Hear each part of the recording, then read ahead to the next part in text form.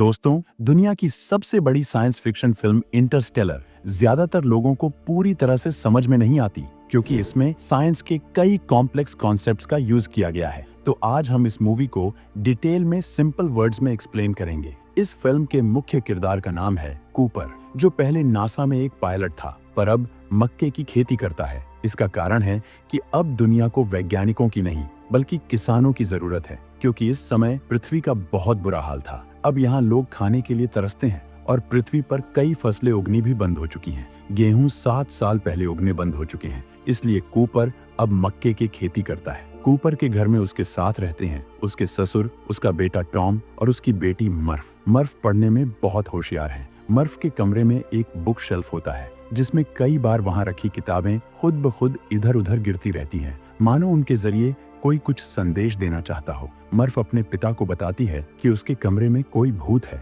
तो कूपर कहता है कि भूत वूत जैसी कोई चीज नहीं होती। तब मर्फ कहती है कि उसे कई बार ये महसूस होता है कि वो भूत आप ही हो। कूपर मर्फ से कहता है कि अगर तुम्हें इसके पीछे का कारण जानना है तो उस कमरे में तुम्हें जो कुछ भी अजीब लगे उसे ऑब्जर्व और रिकॉर्ड करो और समझने की कोशिश करो कि ऐसा हो क्यों रहा है। इस समय पृथ्वी पर धूल की आंधी का आना एक आम बात थी। एक ऐसी ही आंधी में अपने घर के कमरों में धूल को घुसने से बचाने के क्रम में कूपर जब उस किताबों के कमरे में जाता है तो वो देखता है कि धूल से जमीन पर लाइंस का एक खास पैटर्न बन गया है। इस समय पहली बार उसे पता चलता है कि ये कोई भूत नहीं बल्कि ग्रेविटी का असर है, जिसका इस्तेमाल कर कोई उसे मैसेज देना चाहता है। कूपर पूरी रात उस पैटर्न को देखते रहता है और डिकोड करने की कोशिश करता है। उसके बाद वो समझ जाता है कि ये मैसेज असल में एक बाइनरी कोड है। दरअसल बाइनरी कोड एक तरीका है मैसेज लिखने का जो जनरली इलेक्ट्रॉनिक डिवाइसेस जैसे फोन, कंप्यूटर्स में यूज होता है। आमतौर पर हम जब भी किसी को मैसेज करते हैं तो सिंपल अल्फाबेट्स का यूज करते हैं, लेकिन बाइनरी कोड्स में ये सारे वर्ड्स 1 और 0 के फॉर्म में लिखे जाते हैं। इस पैटर्न में 1 का मतलब था मोटी लाइन और 0 का मतलब था पतली लाइन। जब कूपर इसे डिकोड करता है तो उसे पता चलता है कि इस मैसेज में एक लोकेशन कोऑर्डिनेट छुपा हुआ है। उसके बाद जब कूपर उस लोकेशन पर जाता है तो उसे पता चलता है कि वहां नासा के एक सीक्रेट प्रोजेक्ट पर काम चल रहा है। वहां उसकी मुलाकात डॉक्टर ब्रैंड और उनकी बेटी अमीलिया से होती है। डॉक्टर ब्रैंड और कूपर एक टाइम पर एक साथ नासा के लिए काम करते थे। वे कूपर को बताते हैं कि अब पृथ्वी इंसानों के रहने लायक नहीं बची, इसका एनवायरनमेंट बिगड़ रहा है और पेड़ पौधे मर रहे हैं। धरती पर ज्यादातर अनाज उगने बंद हो चुके हैं और अगर ऐसा ही चलता रहा तो धरती पूरी तरह बंजर हो जाएगी, उस पर कुछ भी नहीं उगेगा। ये सब सुनकर कूपर उनसे पूछता है कि नासा ने पृथ्वीवासियों को बचाने का क्या प्लान बनाया है, हम क्या कर सकते हैं जिससे पृथ्वी पर फिर से फसलें उगना शुरू हो जाए। इस पर डॉक्टर ब्रैंड कूपर से कहते हैं कि अब ऐसा करना पॉसिबल नहीं है। अगर पृथ्वीवासियों को बचाना है तो हमें धरती छोड़कर किसी दूसरे ग्रह पर बसना होगा। इस पर कूपर कहता है कि हम ऐसा कैसे करेंगे, क्योंकि कोई भी हैबिटेबल प्लैनेट पृथ्वी के इतना नजदीक नहीं है कि वहां पृथ्वीवासियों को आसानी से भेजा जा सके। यहाँ हैबिटेबल प्लैनेट का मतलब है एक ऐसा ग्रह जो पृथ्वी जैसा हो और जहां पर इंसान जिंदा रह सके। कूपर के इस सवाल पर डॉक्टर ब्रैंड उसे बताते हैं कि कोई विकसित सभ्यता या अलौकिक जीव गुप्त रूप से हम इंसानों की मदद करने की कोशिश कर रही है। इस विकसित सभ्यता ने 48 साल पहले शनि ग्रह के पास एक वर्म होल बना दिया था, जिसका इस्तेमाल कर हम काफी कम समय में दूसरे गैलेक्सी में जाकर पृथ्वी जैसा ग्रह ढूंढ सकते हैं और वहां मानवों को बसाकर मानव जाति के वजूद को कायम रख सकते हैं। यह सभ्यता या अलौकिक जीव कौन है और यह मानवों की मदद क्यों कर रहे हैं, इसके बारे में हम आपको इस वीडियो के अंत में बताएंगे। पहले हम आपको वर्म होल के बारे में थोड़ी जानकारी दे देते हैं। दोस्तों, हम मिल्की वे गैलेक्सी में रहते हैं जिसमें अरबों खरबों तारे और ग्रह हैं और इस तरह की अनगिनत गैलेक्सीज हमारे ब्रह्मांड में मौजूद हैं। लेकिन समस्या ये है कि ये गैलेक्सीज एक दूसरे से इतनी ज्यादा दूर हैं कि हम इंसानों को वहां तक पहुंचने में करोड़ों साल लग जाएंगे। यहीं पर आइंस्टाइन के वर्म होल का कॉन्सेप्ट आता है। बेसिकली वर्म होल के जरिए हम यूनिवर्स में एक जगह से दूसरी जगह तक बहुत ही कम समय में जा सकते हैं। इसे आप एक एग्जाम्पल से समझिए। इस कागज के टुकड़े को देखिए, इसमें ये है पॉइंट ए और ये है पॉइंट बी। अब आपको पॉइंट ए से बी तक जाना हो तो सिंपल तरीका है, आप सीधा ए से बी की तरफ जाओ। वही अगर कागज के टुकड़े को कुछ इस तरह से मोड़ दिया जाए तो एक शॉर्टकट रास्ता बन जाता है जिससे आप ए से बी तक जल्दी पहुंच सकते हो। यही है वर्म होल्स। अब मूवी पर वापस आते हैं। डॉक्टर ब्रैंड कूपर को ये भी बताते हैं कि अंतरिक्ष में एंड्योरेंस नाम का एक स्पेसशिप है जिसमें इतना फ्यूल है कि वो वर्म होल के जरिए दूसरी गैलेक्सी तक जा सकता है। इसके साथ ही वे कूपर को बताते हैं कि 13 एस्ट्रोनॉट्स ऑलरेडी इस वर्म होल के अंदर जा चुके हैं, जिनका मिशन भी था कि वर्म होल के उस पार जाकर इंसानों के लिए रहने लायक ग्रह ढूंढना। उनके साथ बीकन भी भेजा गया है। जैसे ही उन्हें कोई हैबिटेबल प्लैनेट मिलता है वे उस बीकन को ऑन कर देंगे और नासा तक उसका सिग्नल आ जाएगा कि हैबिटेबल प्लैनेट मिल चुका है। यहाँ ध्यान देने वाली बात यह है कि वर्म होल के उस पार नासा उन एस्ट्रोनॉट से सीधा कांटेक्ट नहीं कर सकता, इसलिए केवल बीकन ही है जिससे यह पता चल सकता है कि कौन सा ग्रह हैबिटेबल है और कौन सा नहीं।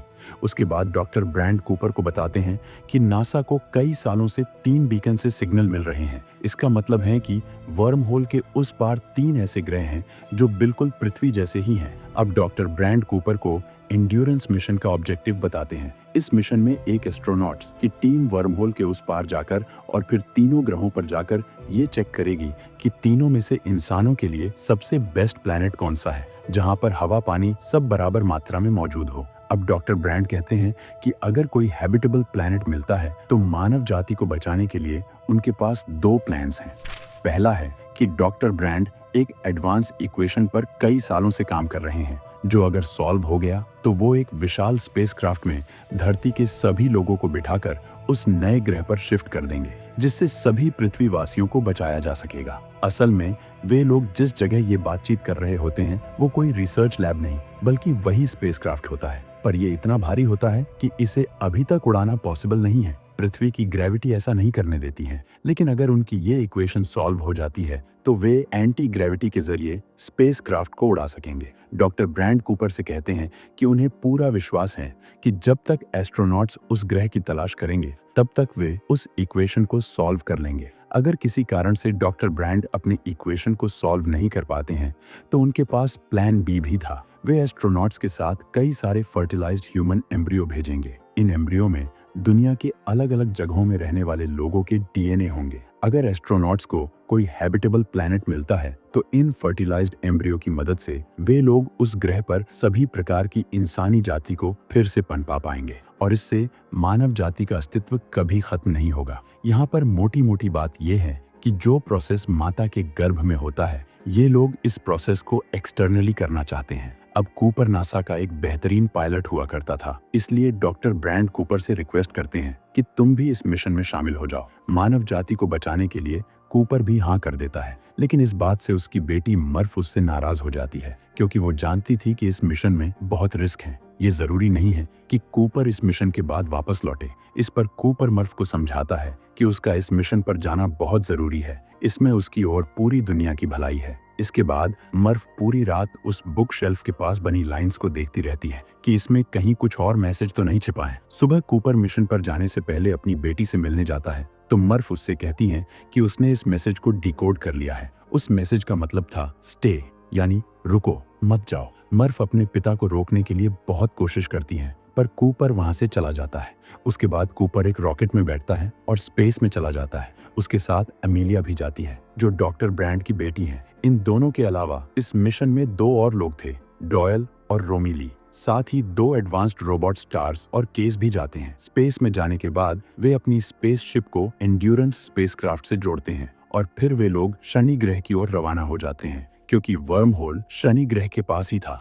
अब वे लोग वर्म होल के जरिए यात्रा कर गरगैंटुआ नाम के एक ब्लैक होल के नजदीक पहुंच जाते हैं। इसी ब्लैक होल के चारों ओर वो तीनों ग्रह चक्कर लगा रहे होते हैं जहां से नासा को बीकन के सिग्नल आ रहे होते हैं। अब सबसे पहले वे लोग मिलर्स प्लैनेट पर जाने का फैसला करते हैं। यहीं पर एक एस्ट्रोनॉट मिलर आया था और उसके बीकन का सिग्नल मिल रहा था। ये ग्रह उस ब्लैक होल के काफी करीब था। यहाँ पर टाइम डायलेशन के कॉन्सेप्ट का यूज किया गया है। दरअसल एक ब्लैक होल के नजदीक समय पृथ्वी की तुलना में धीमा गुजरता है, यानी कि अगर कोई ग्रह एक ब्लैक होल के नजदीक है और दूसरा उससे काफी दूर, तो जो ग्रह ब्लैक होल के नजदीक है वहां समय दूसरे ग्रह के मुकाबले धीमा गुजरेगा कहने का मतलब है कि अगर ब्लैक होल के नजदीक मौजूद ग्रह पर 1 घंटा गुजरता है तो हो सकता है कि दूसरे ग्रह पर उस दौरान कई साल बीत गए हों। अब चलिए वापस मूवी की बात करते हैं।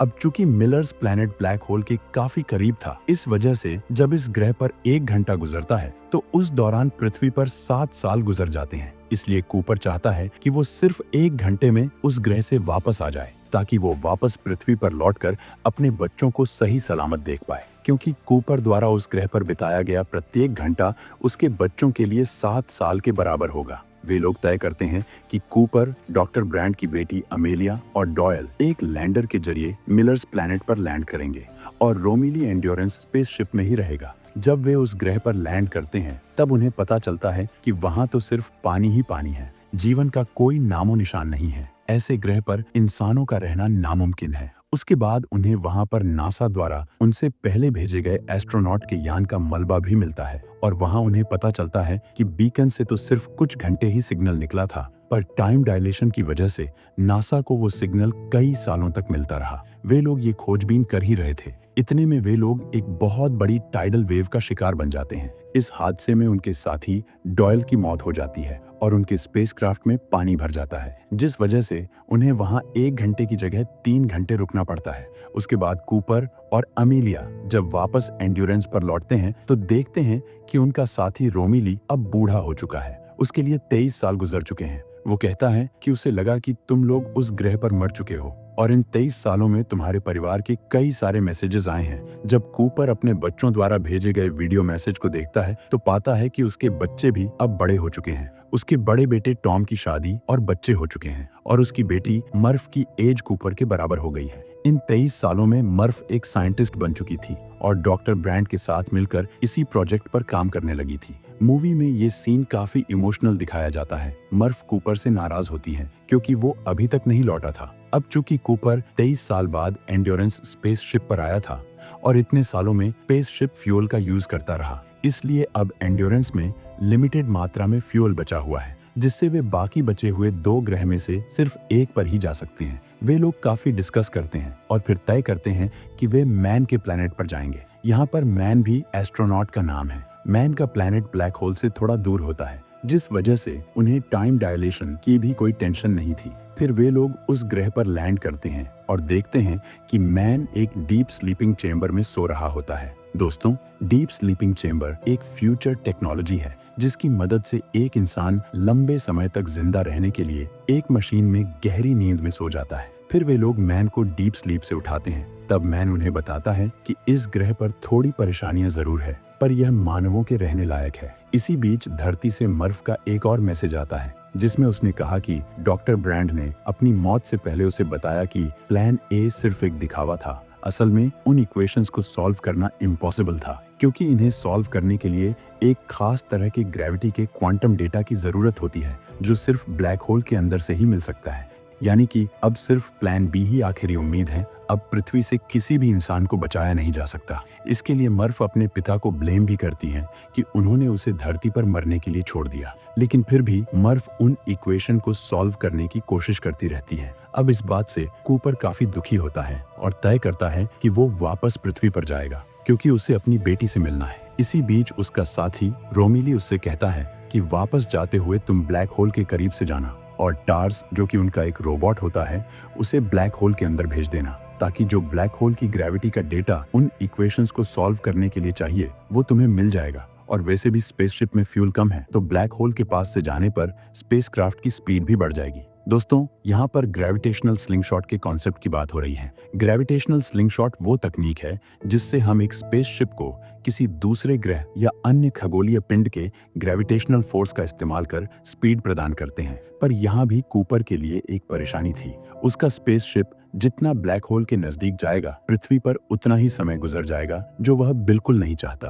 क्योंकि कूपर अपने बच्चों को जिंदा देखना चाहता है, उसे अब भी उम्मीद होती है कि प्लान ए काम कर सकता है अगर वो ग्रेविटी का डेटा लेकर पृथ्वी पर लौट जाए। जब वो लोग ये प्लान बना रहे होते हैं तब उनकी नजर मैन के रोबोट कीप पर पड़ती है। कीप रोबोट को पूरी तरह डिसमेंटल किया हुआ था। वे लोग मैन से पूछते हैं कि तुमने ऐसा क्यों किया? ये रोबोट तो नासा तक सही जानकारी पहुंचाने के लिए था ना। इस पर मैन कहता है कि इस रोबोट में कुछ टेक्निकल प्रॉब्लम आ गई थी जिससे ये गलत डेटा भेज रहा था, इसलिए उसने इसे डिसमेंटल कर दिया। वे सब मैन की बात पर यकीन कर लेते हैं। फिर वे लोग उस ग्रह का मुआयना करते हैं। इधर उधर खोजबीन करने के बाद उन्हें पता चलता है कि मैन ने नासा को गलत डेटा भेजा था। ये ग्रह इंसानों के रहने के लिए बिल्कुल भी सही नहीं है। मैन ने उन्हें धोखा दिया ताकि वे बीकन के सिग्नल को ट्रैक करके मैन तक पहुंचे और उसे इस ग्रह से बचा कर ले जाए। इसलिए उसने अपने रोबोट को भी बंद कर दिया जो सही जानकारी भेज रहा था। अब इस बात पर मैन और कूपर में लड़ाई हो जाती है और मैन कूपर को जान से मारने की कोशिश करता है। इन सब में कूपर का साथी रोमीली मारा जाता है। इतने में ही मैन अपने लैंडर को लेकर स्पेसशिप एंड्योरेंस की तरफ जाता है, क्योंकि अगर उसे लंबी दूरी तय करनी है तो वो सिर्फ एक बड़े स्पेसक्राफ्ट से ही हो पाएगी। उसके बाद उस ग्रह पर जिंदा बचे कूपर और एमिलिया भी अपना लैंडर लेके एंड्योरेंस की ओर जाने लगते हैं। मैन एंड्योरेंस तक पहले पहुंचकर डॉकिंग करने की कोशिश करता है, पर उससे ये हो नहीं पाता और उसका लैंडर ब्लास्ट हो जाता है, जिसमें मैन की मौत हो जाती है और एंड्योरेंस स्पेसशिप को भी काफी नुकसान होता है और वो अपने रास्ते से भटक जाता है। कूपर काफी मुश्किलों के बाद एंड्योरेंस से डॉक कर पाता है और फिर एंड्योरेंस को एक जगह स्टेबल करता है। उसके बाद कूपर को पता चलता है कि एंड्योरेंस स्पेसक्राफ्ट ब्लैक होल की ओर खींचता जा रहा है। अगर जल्दी ही उसने कुछ नहीं किया तो पूरा स्पेसशिप ब्लैक होल के अंदर समा जाएगा। प्लान ए तो ऑलरेडी फेल हो चुका था, बट कूपर चाहता था कि एटलीस्ट प्लान बी सही से काम करे और मानव जाति के वजूद को बचाया जा सके। इसलिए कूपर तय करता है कि वो इस स्पेसक्राफ्ट को ग्रेविटेशनल स्लिंगशॉट के जरिए तीसरे ग्रह पर भेजेगा, यानी एडमंड्स प्लैनेट पर, जहां से बीकन का सिग्नल आ रहा था। बिकॉज अब वो वापस पृथ्वी पर नहीं लौट सकता था। वो सारी कैलकुलेशंस करता है। फिर उसे पता चलता है कि स्पेसशिप का वजन काफी ज्यादा है, इसलिए वो टार्स को लेकर अपने लैंडर के साथ एंड्योरेंस से डिटैच हो जाता है। अब एमिलिया अकेली ही थी एंड्योरेंस में और उसे ही प्लान बी को सफल बनाना था। उसके बाद एंड्योरेंस एडमंड्स प्लैनेट की ओर बढ़ने लगता है और इधर कूपर धीरे धीरे ब्लैक होल की ओर खिंचा जा रहा था। अगर हम मॉडर्न साइंस की बात करें तो ब्लैक होल के अंदर जाने के बाद कोई भी बाहर नहीं आ सकता और उसमें जाते ही किसी भी चीज के टुकड़े टुकड़े हो जाते हैं।